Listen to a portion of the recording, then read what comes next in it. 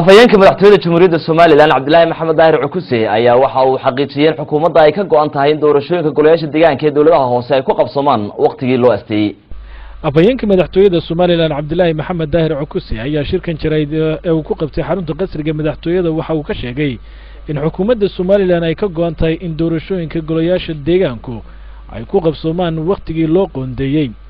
Cabdullaahi Maxamed Daahir Cukuse oo ka hadlay aragtida dhabta ah ee xukuumadda Soomaaliland ay ka qabto go'aanka golaha wakiilada ee ay ku laaleen diiwaangelintii codbixiyayaasha waxa uu tilmaamay in loo baahan yahay in laga taxadiro wax kasta oo doorashooyinka carqaladeynaya.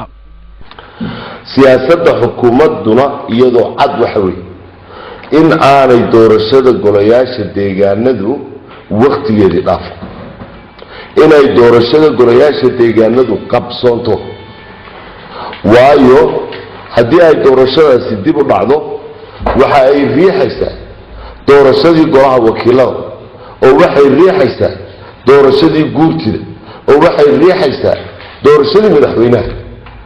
markaasaa waxay noqonaysaa sidii inagu soo dhacday 8 sano ee hore sanadihii hore ee xukuumaddii dhowrka goor loo kordhiyey in madaxweynaha dhowr goor loo kordhiyo, waxaan golaha wakiilada dhowr goor loo kordhiyo, golayaasha deegaanaduna ay waxooda xadka ka baxaan.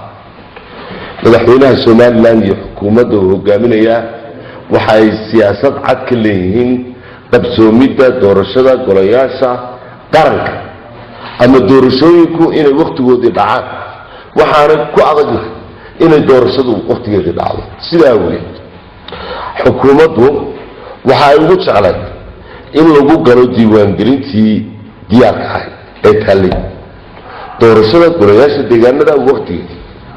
haddii la waayo oo ay golaha wakiiladu ama guurtidu ama baarlamaankeennu dan u moodaan dadka iyo dalkaba inay doorashadiina waqtigeedii dhacdo, doorasho la'aan diiwaangelin la'aanna lagu galo, anagu waxba kama qabno.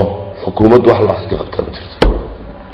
xukuumaddu waxa dantu ay weyn ay leedahay tahay in waxa doorashada golayaasha deegaanadu ay waqtigeedii dhacdo.